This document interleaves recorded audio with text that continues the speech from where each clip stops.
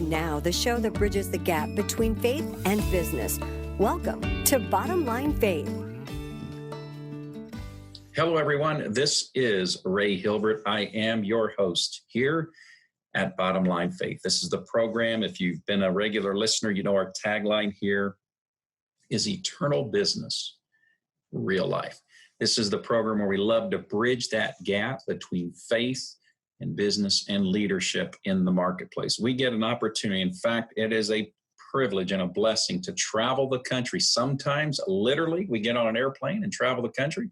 Sometimes, like today, we travel the country with the marvel of technology to interview guests who are Christ followers, business leaders, entrepreneurs, occasionally the athlete, but the high-capacity leader who is living out their faith. They have two things in common, each of our guests. They love Jesus, and they're working and seeking to live out their faith in the marketplace. So welcome to today's program. I'd like to welcome our guest from Gilbert, Arizona. This is a phone-in conversation today. We're going to be speaking with Grant Botma, who's an author and founder. His company is called Stewardship. Actually, there's multiple companies here. And Grant, a program that is in the Inc.'s 5,000 fastest growing companies in America. We're going to learn all about Grant, his company Stewardship, and his book. We're going to spend some time today discussing his book. I love this title. Check it out, folks. The Problem Isn't Their Paycheck. Subtitle, How to Attract Top Talent and Build a Thriving Company Culture. Grant, welcome to Bottom Line Faith. Oh, thank you for having me, Ray. It's an honor to be here, and love the intro to this show and the heart behind what you're trying to do for the audience. This is going to be beautiful. It's going to be fun. I'm excited. Grant, give us just a little bit of framework, your background, how you came to Christ, and then how and why you started your firm. Yeah, so I'm the middle of 7 kids that grew up on a farm out in Arizona.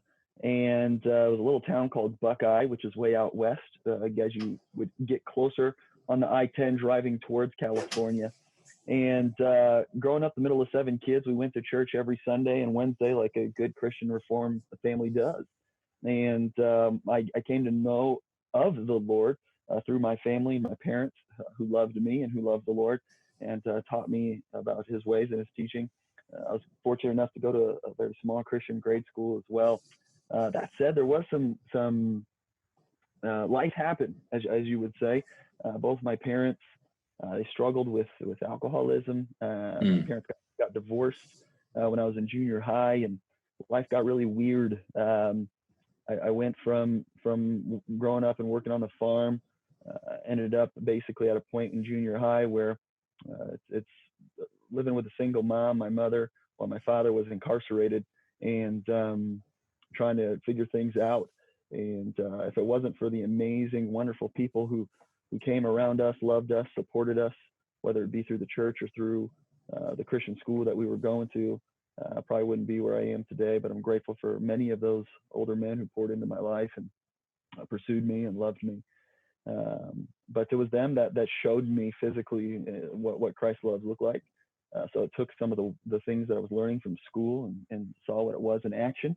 And as I went through high school, and I had a relationship that fell apart, as every 18-year-old kid thinks. He's going to get married to this girl, and it didn't work out. And I was like, man, what do I do now? And I actually picked up the Bible and read it for the first time on my own, not as a textbook, not as a Bible memory work, but something I just wanted to read to learn more. And I was blown away, Ray. I was like, it says what? Are you kidding me? And I immediately I looked up. It was the first time I ever used Google.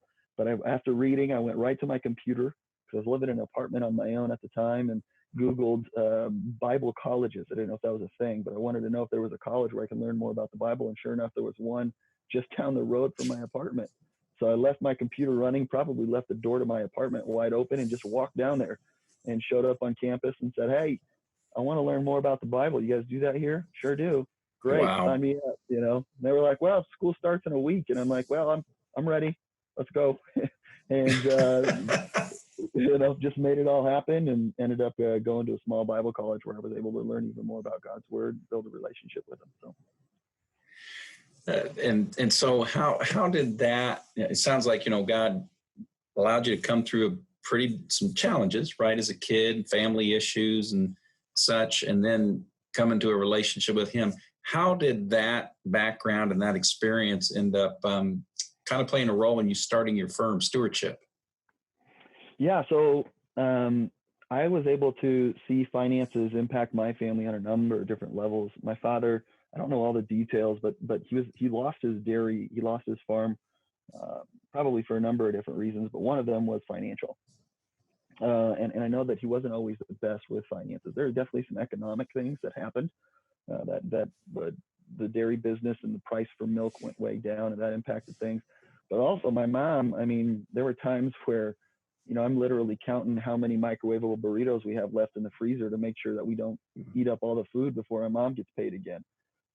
We were, during the summertime, my mom worked for the school. During the summertime, there really wasn't a ton of income, and we had to walk down to the park in Central Phoenix where we were living at the time to take part in the meal program to get a meal. So we lived on kind of, I was able to grow up on two ends of the spectrum, when finances was really going great, and then when finances weren't so good too. So I saw how financial decisions can dramatically impact not only an individual's life, but an individual relationship with other people. And that was obviously very important to me growing up through that. Now fast forward into college, I'm now working as a mortgage loan originator for a company. And one thing that I kept seeing was these mortgage professionals. They were selling mortgage products to people that weren't best for them, and it was putting people in really bad situations. They were quite literally putting families in bad spots just so they could get a couple $100 extra of commission. And I was just like, what's going on here, and really struggled with that. And I would see these families come back to the company months or years later saying, hey, now we need to refinance because we're getting a divorce. Or, hey, Yeah. Now we're in an even tougher financial situation. I need more money equity on my house. Can you rescue me out of it? I just said, man, there's got to be a better way. And through that, I was going to the Bible college. It's Arizona Christian University now. It was called Southwestern Bible College then. And kind of put together this plan to start this company that I have, Stewardship. And really the goal was to create a place where people get their finances handled the best way possible, whether they knew it or not. Okay, so I appreciate that. And so Stewardship, if I understand right, is actually comprised of a few companies. As I mentioned in the introduction of your bio, Inc.'s 5,000 fastest growing companies. Tell us a little bit about the overall diversity in the portfolio for Stewardship. Yeah, so the way that we tell people, it's the header on our website, is we help people with home loans, insurance, and investments with wisdom and love. So basically, it's four separate entities: Stewardship Mortgage, Stewardship Insurance, Stewardship Financial, and Stewardship Planning. So we're a mortgage brokerage, insurance agency, financial planning firm, and investment advisory as well. And those are the current set of companies that we have. But from the beginning, when I was in college creating this plan, it wasn't just, hey, I'm going to help people with home loans. I wanted to help people with every area of their finances, because I could see that every area of finances was important to people. And sadly, our society doesn't really set people up to win. A lot of people graduate high school and they're lucky if they know how to balance a checkbook, let alone go get insurance that they're legally required to have to go drive a car down the road. Yeah. And I wanted to set up a company of wise advisors that'd be able to love people well through these financial services. Well, Grant, it's very sad, really, when we take a step back and take a look at what's going on in our country. America, the wealthiest nation, on planet Earth, and those sorts of things. Why, in your experience and from your perspective, why do we do such a poor job, or how is it that we go about doing such a poor job in educating our young people around the area of finances and stewardship? What's going wrong here? I think it's two things. One, we like to overcomplicate things that don't need to be overcomplicated. The truth behind managing money and winning with finances is simple. But the hard part is it's not easy. And that's the second part where I think we have issues. Really, if I break it down, I think the reason why it's not easy and why we struggle as a society with finances is just our sin nature. Selfishness is tough to overcome on a day in and day out basis. And many times our actions and our decisions and our mindset is clouded with that sin nature of selfishness, and it can impact our finances. Now, that's not to say if you're in financial hardship that you're a sinner. Well, you are a sinner. We're all sinners and need Jesus, but it doesn't mean it's just your sin that brought you there. But I think it's our sin and selfishness that creates a society that makes it harder for us to succeed with our finances.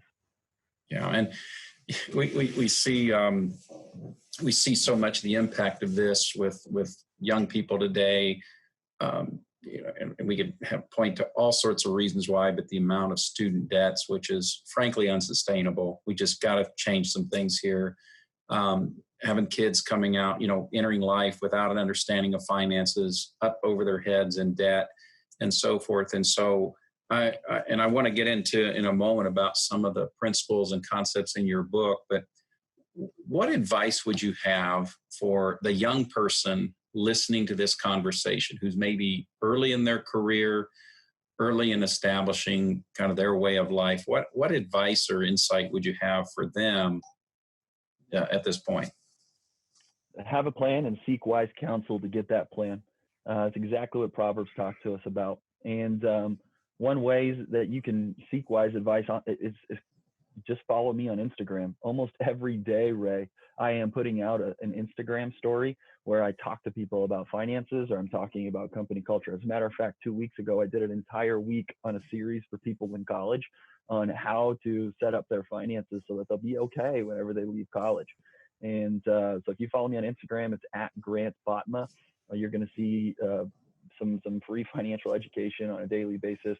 But the answer to your question is just that: go get a plan and get some wise advice to make sure that that plan is legitimate.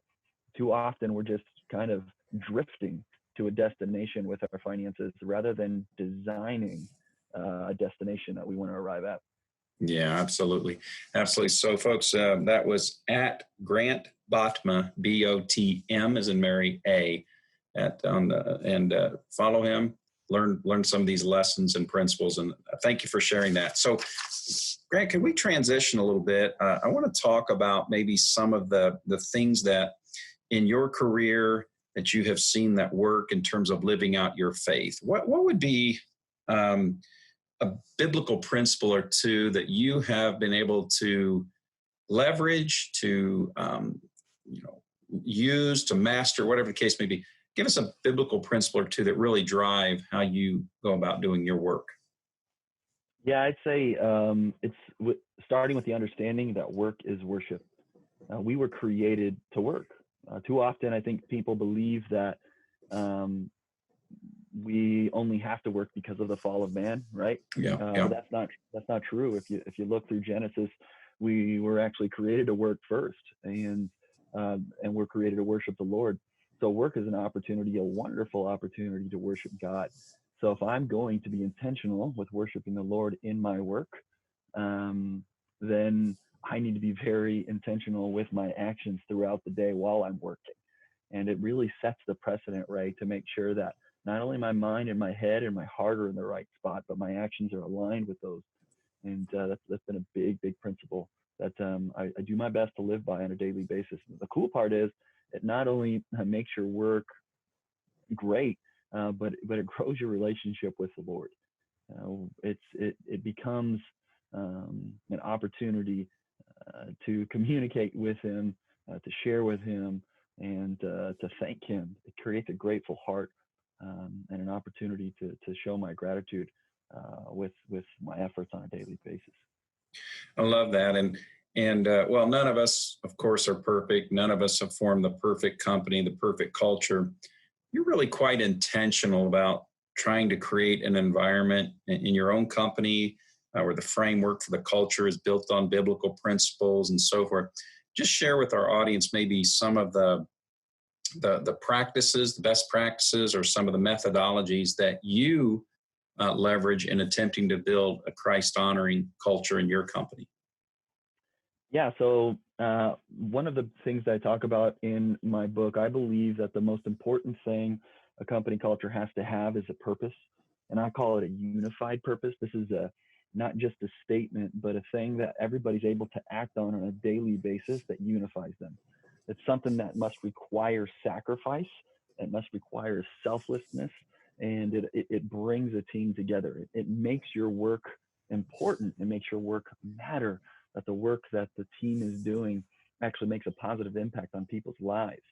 And having a unified purpose is a big deal. And how that I align that with biblical principles is with my own kind of life purpose. If we look through scripture, the church has done a great job of identifying a very important piece of scripture in the Great Commission, right? This is one of the last things that Jesus said before he ascended into heaven. And if I break down the Great Commission, go and make disciples to all the nations, baptize them in the name of the Father, Son, and Holy Spirit, I try to think, okay, well, what's the most important word and the most important thing said by the most important being to ever come to the earth? Well, some people would say go, right? Or baptize, or disciple. Those are action words, right? Right? Well, if you break it down grammatically, and this is where I get real nerdy, the subject is them. It's not even a complete statement or sentence without the word them. Who are you going to them? Who are you baptizing them? Who are you making disciples of them? And when I look back on Jesus' life, he made his entire life about other people. For even the Son of Man did not come to be served, but to serve and give his life as ransom for many. He made his whole life about them. So to me, that means my life needs to be about them. My life needs to be about loving them with everything I've got. And that's my life's purpose statement. So the leader of every business has to tie their unified purpose of their business with what their purpose is in their life. And for me, the purpose in life is loving people the same way Jesus has. And that's why our unified purpose at Stewardship is to love people through finances. So I think that's one of the bigger things that people have to do.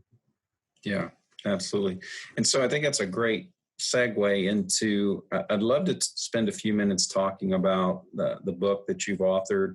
I mentioned it in the opening comments of the program, but it says, the title of it is The Problem Isn't Their Paycheck, and it's how to attract top talent and build a thriving company culture.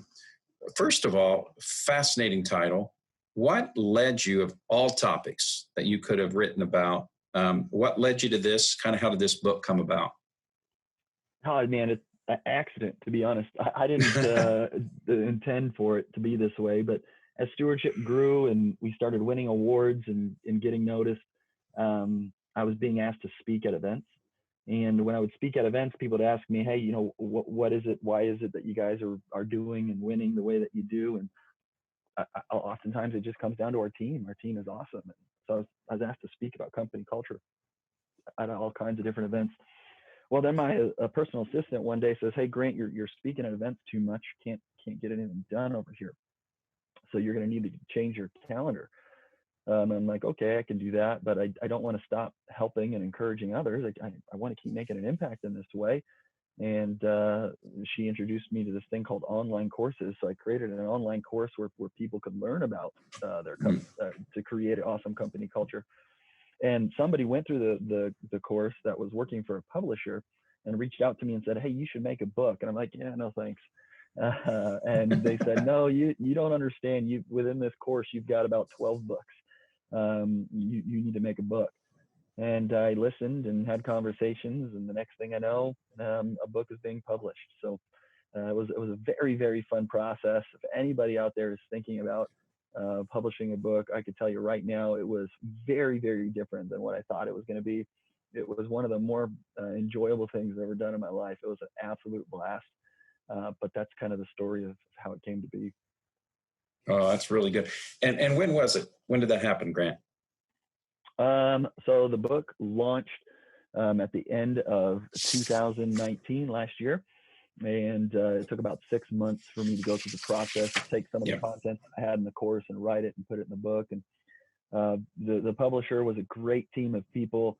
The book had more success than I imagined it would. It ended up being a #1 bestseller in 6 different categories in Amazon. And I was baffled. And so again, it made it a lot of fun working with that publisher and how easy it made it for me. And it was very enjoyable. Did you say #1 in 6 categories on Amazon? Yeah.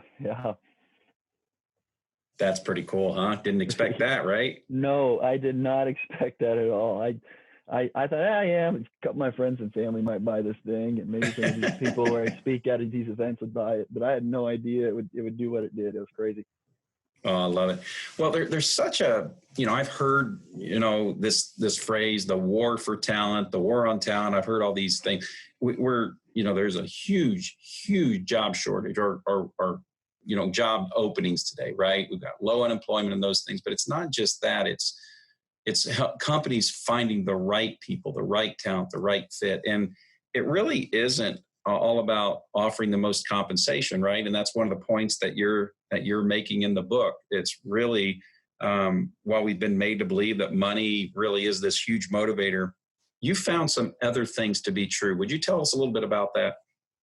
Yeah, I mean, I'd be speaking on these stages and get off stage, and people would ask me like, yeah, but what do you pay your team, and how do you attract them? I'm like, I don't with money. You don't understand. Money doesn't do it. And it wasn't just with me where that's true. Doing the research, the students that graduate with the most sought after degrees, the people that have the most qualified resumes, I'm talking studies from LinkedIn, studies from jobbing.com, studies from Harvard, all over the place are basically saying people will take up to a 30% pay cut if they work for a company that has an awesome culture. That's a big, big deal. And the reality of what my team is, every single one of them would be able to get paid more if they did the exact same thing with another company. And they all know that. Because they don't come to the office solely for money. Money's important. It's the number 4th most motivating thing out there.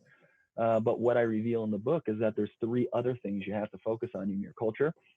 That is freedom. You got to give people a sense of autonomy. People want to be affirmed. They want to be masters of their craft and grow in their craft. And then they want to be a part of a team that's unified through a purpose where they get to do work that matters. And if you have those 3 things that you're motivating with, it attracts amazing talent and helps retain them. So I'm taking notes. I just want to make sure that I'm following along. So you talked about what really builds and makes for a healthy culture is freedom, work, and being affirmed, and then doing work that matters. Would you mind maybe just diving in a little deeper into each of those 3 things, what you mean by that, maybe an example or 2?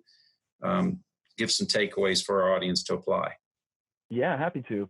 So the reality of the 40-hour work week and the traditional work environment that many of us and many management books say that you should have are very outdated. They were based on manufacturing society, and actually those work weeks weren't necessarily taking into consideration the human brain. They were taking into consideration manufacturing equipment. So we need to do anything and everything that we can to give people a sense of freedom when they're working. If anybody who's on your team, if they at any point feel enslaved, if they feel like they don't have the freedom to do certain things, whether that's the freedom to take a break whenever they want, or whether that's the freedom to act in a way that's going to serve customers above and beyond, freedom is important. And there are countless examples that I could give as it pertains to freedom, but one of them is that break time that I just mentioned. Look, I don't want to babysit my employees who are adults and tell them when they can or can't use the restroom. Just take a break whenever you want. I don't care. The bottom line is that they meet that unified purpose. Are you loving people through finances today, or are you not? It's something I do at my office, and people get hung up on this, and it's not about this exact thing. You don't copy me, but it's about the heart behind it, and that's giving people a sense of freedom. I don't have vacation time. People can come and go as they please at my office. They can literally take as many days as they want, and I don't care. And people wonder, like, well, Grant, aren't people going to take advantage of that?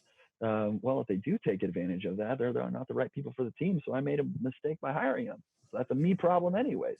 Yeah. And that ability for people to have the freedom to literally come and go as they please is a huge reason why people stay with my company. But another reason why, anytime I have a job posting, I'll get over 80 resumes, and I can pick from the litter. and figure out which one I really want, because I give that big sense of freedom. Now, look, again, you don't have to copy what I do and give Yeah. everybody a unlimited vacation. What doesn't work for everyone.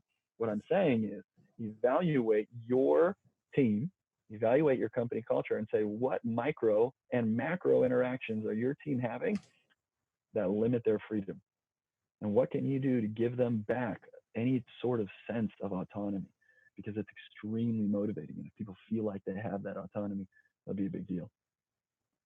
So that's around, I want to talk a little bit more about this. So, and I really appreciate you said a couple of times there, look, you don't have to do it the way I do it, but this is just the principle at work here, this concept of freedom.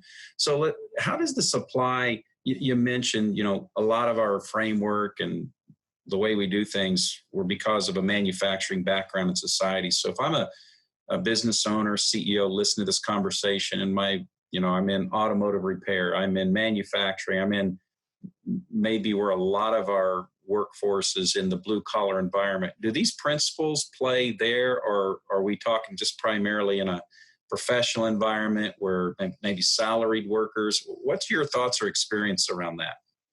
Yeah, they work everywhere because these principles aren't just things that were taken from some of these studies. These principles are checked against God's word and how God has created us. He put us in a world, Ray, where there's freedom. And it's one of the beautiful things about living. Now, freedom is a big, big deal to every single one of us, inherently within us. God has given it to us, because without freedom, there's no such thing as love. You can't love others. You can't make a huge impact. You can't sacrifice and do things that matter, make your life important without it. So don't steal it from people. And again, it's the concept. You must give people the sense of freedom. It's not like, hey, you got to give everybody unlimited vacation time. They can take breaks whenever they want. That might not work for that manufacturing environment. But what does? What are some things that will give people that sense of freedom? Maybe you give people the opportunity to flex and pick their schedule. Instead of working 5 days a week, 8 to 5, you create an opportunity where they can do 4 days a week, right? Do 4/10. Studies have shown over and over again, from companies like Microsoft to companies like Shake Shack, that are winning with just giving people freedom and choosing portions of their schedule, So it works everywhere, and it works everywhere because that's how God made us. So would it be a healthy takeaway for someone listening to this to maybe sit down and evaluate either on their own or maybe with their team, like in these various areas of our company, in what ways can we provide freedom, create a sense of freedom? Is that the way they should go about it, or am I missing the point? Yeah, I think you just do what Jesus did. You put yourself in the employee's shoes. Jesus came down to earth and put himself, God in flesh, and into the shoes of the human, right? Of what it'd be like here. And you just do the same thing. Put yourself in the shoes of the employee and say, man, what experiences here make me feel enslaved? What experiences here make me are things I don't like? What could I do to adjust to make it give that sense of freedom? Sometimes even the smallest adjustment can be extremely powerful. But if you're really going to serve people and you're going to serve your team, you got to put yourself in their shoes. I love it. Okay, so that's a little bit around the concept of freedom. Dive in a little deeper around affirmed. What do you mean by that? What does that look like?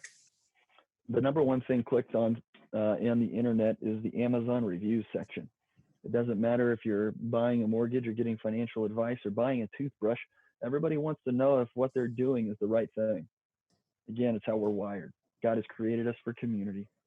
That's why we appreciate the book of Proverbs so much. It affirms us if we're going to be doing things the right way or how to do things the right way. And we were created to be affirmed and affirmed by others. We were created to receive wise advice and give wise advice. So you need to, as a leader of your team, make sure you're affirming your team to let them know if they're doing things right. If somebody does something awesome, let them know. If they don't do something awesome, don't let them know, or let them know too. I think people often see this, oh, Grant's just affirming stuff. That means everything at his office is unicorns and rainbows and gumdrops. All he does is say positive things. I do say a lot of positive things, but affirmation also has to do with negative affirmation.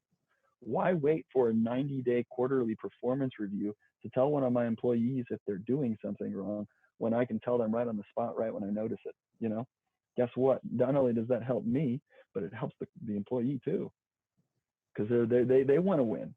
They're coming to work to do work that matters, and they're wanting to do well in their job.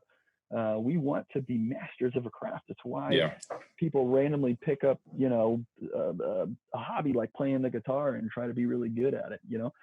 God has given us these amazing brains to want to grow in our knowledge and be good at things.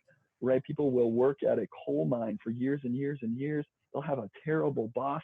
They'll be literally siphoning their life away with every breath they take in that mine, but they won't quit because they're darn good at their job and they know it. It's a big deal when you're really good at a job. And if you as a leader can let your team know that they're really good at a job, it's awesome. Here's a challenging question that I would have for everybody who's leading a team listening to this. Does your best employee know that they're your best? And does your worst employee know that they're struggling? It's a big deal. I'm writing that down. If they don't know either of those, that your best employee doesn't know that they're the best, and your worst employee doesn't know that they're struggling, you're not affirming.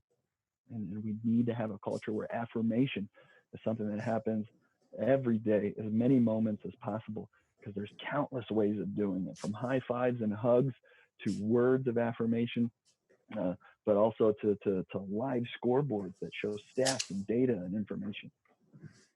So what I'm catching, I love this because, and let me just repeat what I wrote here, is do your best employees know that they're the best? And do your struggling employees know where they need to improve? Did I catch that right? Oh yeah, you probably said it better than I did, honestly. That's great. And so the I think that most, at least myself and probably most listeners in this conversation would say, yeah, I get the front part of that about affirming people, telling them what they're doing well. But what you're reminding us of is that part of affirmation is also helping struggling people know where they need to improve. Is that right? 100%. Yep. Again, it's not all unicorn rainbows and gumdrops. Sometimes you got to give some negative affirmation, some course correction. And too often there are leaders that are scared to do that. I'm going to give you a real life example of how great affirmation is. Ray, are you married? I am, for 32 years. Oh, wow. That's a beautiful thing. Congratulations. What's your wife's name? My wife's name is Beth. Beth. Does she ever listen to this podcast? When I make her. Okay, I'm going to ask you that you make her. She listens to a few of them. But yes, she's not a huge business fan, but she listens to them on occasions just because she likes to learn too. Sounds like my wife. She won't listen to every episode unless I make her, right? So yep. I'm going to ask that you make her listen to this, because I'm going to say something to her directly. Beth, I've been on many podcasts as part of this book and as part of other things. I get to be interviewed with a lot of folks. And Beth, I just want you to hear that Ray is really good at his job. He's doing something important. He is creating something that genuinely encourages business owners. As another business owner who is in the target audience of this podcast, Beth, I can tell you the information he's trying to share and does share makes an impact on people. And as a person, like I said, who's been interviewed with others, Ray does this well. He's so good at his job. And I'm grateful for you, Beth, in supporting Ray and what he does, because without you, he's unable to do the things that he does. So thank you. Thanks. Thank you. That's really cool. Folks, I didn't pay for that, by the way. And so well, that's just an example of what we can do as leaders. We should have a trigger in our mind that every time we see a member of family from somebody on our team, we take a beeline right to that person and we give some really great words of encouragement. That's so good. Not only encouraging the person that works on our team, but encouraging them for supporting them. That's a really, really big deal. Ray, my wife has no idea what I do and how I do it on the scale that I do, obviously. The same way that Beth doesn't know how well you do what you do. And why should that's right. Right. But how wonderful is it to have somebody tell her, to give her a little bit of insight. It's great. I mean, it's just a video podcast here, so I'm able to see you, but you smiled and you got red in your face. God has created us to want to receive those affirmations. And I think you smiled because you know that it was genuine. I'm not making this stuff up here. So yeah. That's good stuff. That is great stuff. So one more time, Grant, if someone wants to follow you, get connected, learn more, what's the best way for our audience to get with you? I'm very active on Instagram, and if you don't have an Instagram account, make one. It's super easy. But my Instagram handle is my name, Grant Botma, no spaces, Grant Botma. And there I'm posting almost every day, and I'm doing an Instagram story every day where I talk about finances, where I talk about business and leadership, and sometimes I even talk about parenting. So if you're interested in that, go ahead and go over there and follow me. It's very, very hard to follow me without seeing that I love Jesus, and I wear my relationship with Christ on my sleeve, and my hope is that you'd be encouraged in at least half the way that you're encouraged by this podcast and Ray. So yeah. I love it. I love it. Well, Grant, I often say this is like the fastest 30, 35 minutes on the airwaves, and it's amazing. We're transitioning in kind of the last section. The last kind of area that I love to cover in these conversations, I really consider this as advice and insights. And so I'd really love it if you would maybe think about this. What's the biggest mistake that you can recall making in business, and how did your faith play a role in that, or maybe the biggest failure, and how did your faith get you through that? What was that like? Yeah, so I detail this in the book, but my biggest mistake I made as a business owner is not being slightly overstaffed. I think too often we're told to be slightly understaffed, but then we're also told to go get more business and go and grow. And then when it does grow, and I did that and made that mistake twice, and it hurt. And it made it so that I was sleeping at the office all too often, and wasn't at home to see my babies grow the way that I wanted to. And that required me to make some changes. And one of those changes was to really dive deep into what having a great company culture was, so that I could have a team of people that I could trust to be self-directed and be extensions of what I was trying to do, so that we could love even more people through finances. That is so good. And I have to say, done 150, 160 of these conversations. I'm not saying this hasn't been said before, but it's the first time I can remember someone saying the importance of being slightly overstaffed. And I know this about you. You take 2 months a year away from your business. Is that not correct? That's right. Yeah. As we started in the podcast, Arizona is a beautiful place, especially in the spring and March. So I'm a couple weeks away now from spring training games with my family, and very, very part-time, if no work at all. So I'm very, very excited about that. So what's the value of that? Because I know there's right now some of our listeners that are like, there's smoke coming out of their ears. And what do you mean you take two? How can you do that? And then what's the value to the business, and what is the value to you as a husband and a father and a leader to have built a kind of company that you can do that? What's that like? There are seasons. There are seasons where I've got to rise and grind and work and go like crazy. I don't believe that should be the norm. God didn't create us for that. And that's not why I created my business. I created my business to love people through finances. And if I burn myself out, I'll be done. Ray, if I'm honest with you, I'm at the end of a busy season right now. I'm about burnt out, and I'm ready for that month off. And so taking that time off allows me to come back rejuvenated and really ready to go. But at the same time, from a business perspective, it allows me to step back from the office and work on some gigantic 30,000 foot view projects and just mapping out some things in my own kind of free time. Because the truth is, I'll probably never 100% disengage from work, because I just like it and it's fun.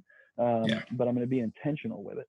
And taking that time is instrumental to our business to grow and go in the directions that we need to be going. But man, my primary ministry is to love my wife and to love my children well. And taking this extra month of intentional time with them is going to be fun. My kids are old enough now, 11, 9, and 7. And as I mentioned, we homeschool our kids. So I'm going to be taking them through some, hopefully some fun economics things over this next month. And Daddy's going to get to be their teacher. And that's going to be a blast. So they'll never forget that. They won't remember everything I said. But my hope is that they'll remember Daddy loves them. And as crazy as my upbringing is with the struggles that my parents have. Look, we've all had struggles, but there's one thing that I never ever doubt. My dad loves me. Oh, he loves me. And my mom loves me like crazy. And despite, again, life happening, they love me. And that was a big deal in creating my own personal relationship with Jesus. Yeah.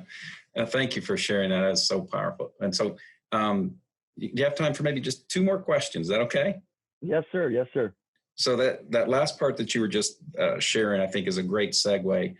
If you could go back and sit across the table from the 20-year-old Grant, and if that 20-year-old Grant would listen to today's version of you, what advice would you give to the 20-year-old Grant Botna? That advice would be, you are prideful. You are prideful. You better watch out. When I was younger, my grandpa told me, he's like, Grant, you got to find people with gray hair and wrinkly skin and just ask them questions. And be ready to ask them all kinds of questions because you can learn a lot. And I did that.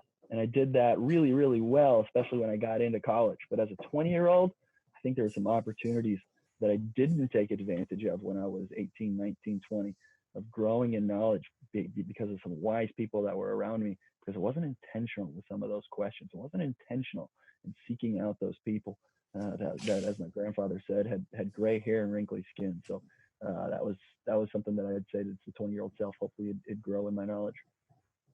That is so powerful. And in fact, I'll just share this real quick before I ask my last questions. Not long ago, I was having lunch with a dear friend of mine, and he asked me, he says, Ray, you've been doing this podcast now for almost 3 years, done over 150 interviews and so forth.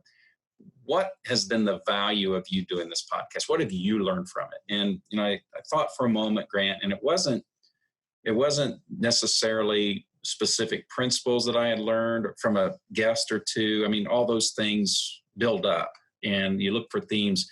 But the thing that I came back to was hosting this podcast more than anything has taught me the value and the importance of I've called it this, insatiable curiosity.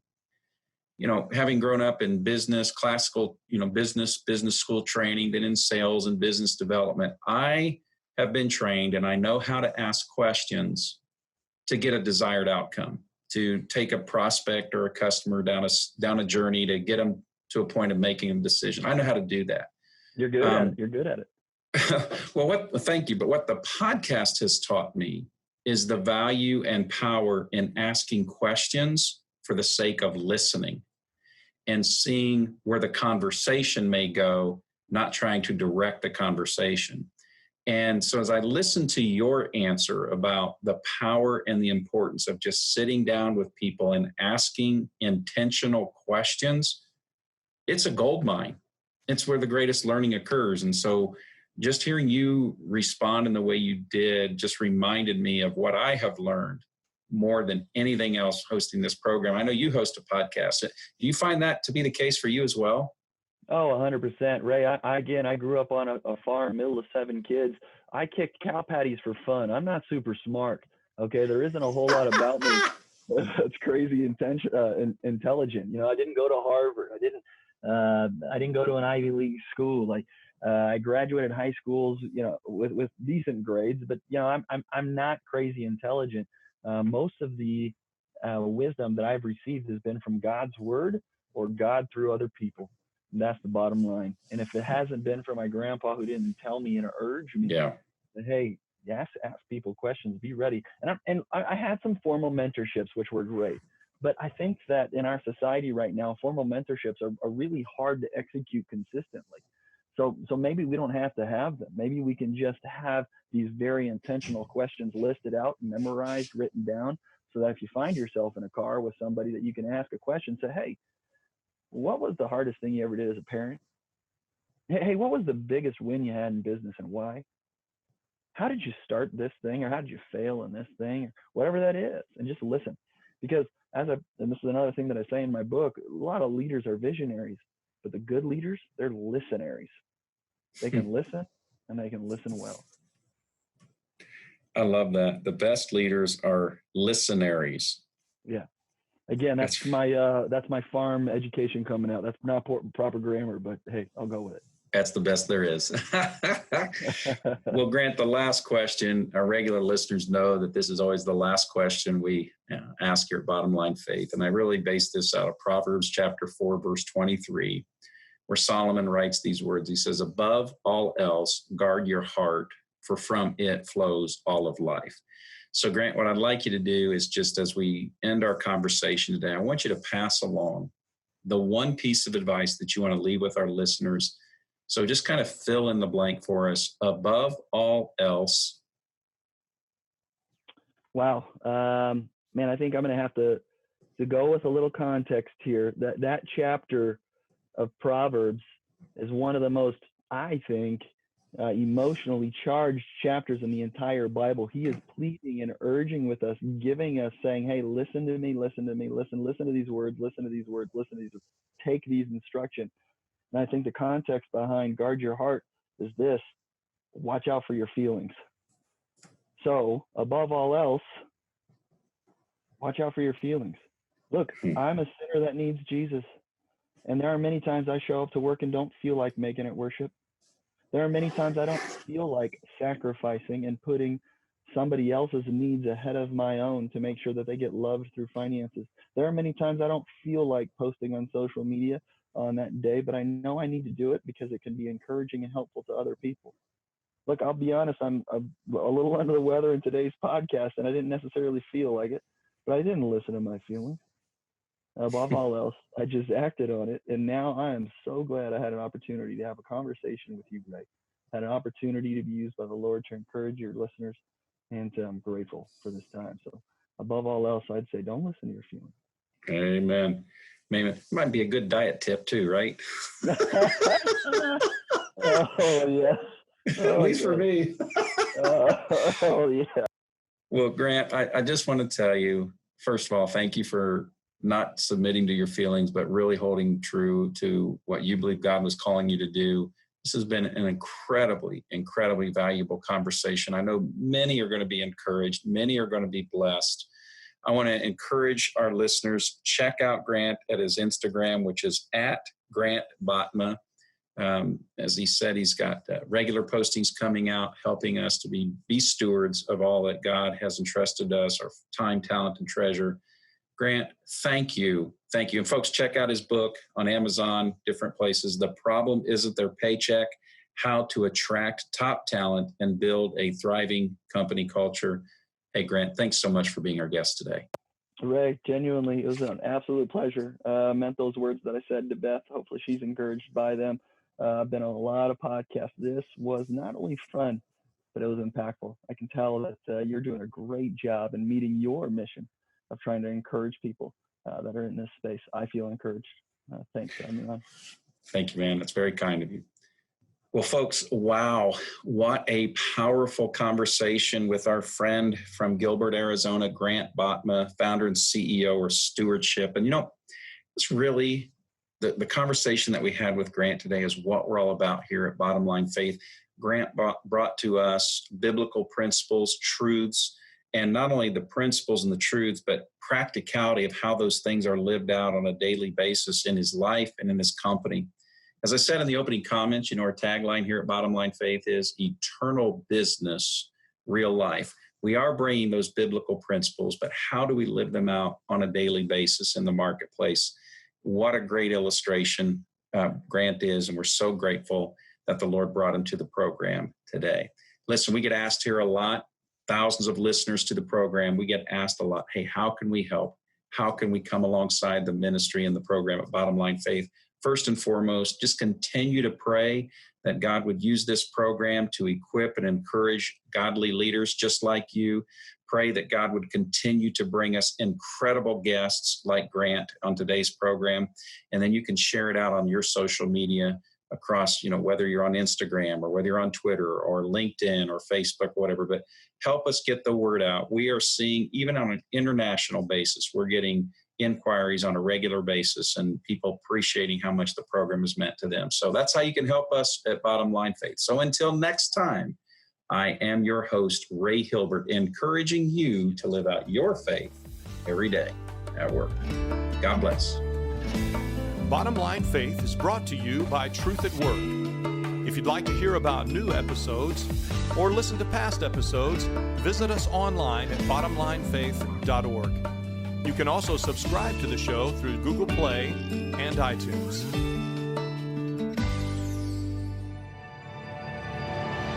Well, hello, this is Ray Hilbert, co-founder of Truth at Work, and we are so excited to invite you to register right away for this year's Truth at Work conference, which is on Friday, September 11th.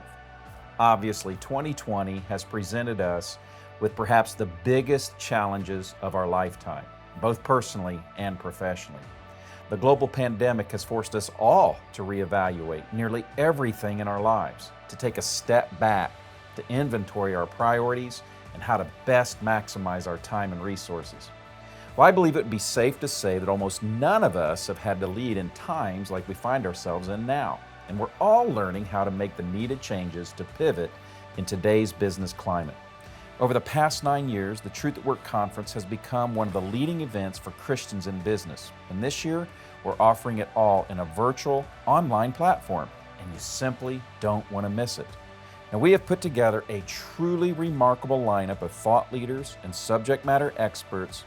Every presenter has been hand-selected to deliver best practices that are going to help you grow your company and set yourself apart so that you can prosper in these difficult times. Now, in addition to our powerful lineup of speakers, the event features valuable breakout sessions so you can learn more about how to apply what you're learning. Come. Join us for the Truth at Work Conference as we are building together. Friday, September 11th, 8 a.m. to 1 p.m. Get registered today at truthatwork.org/conference.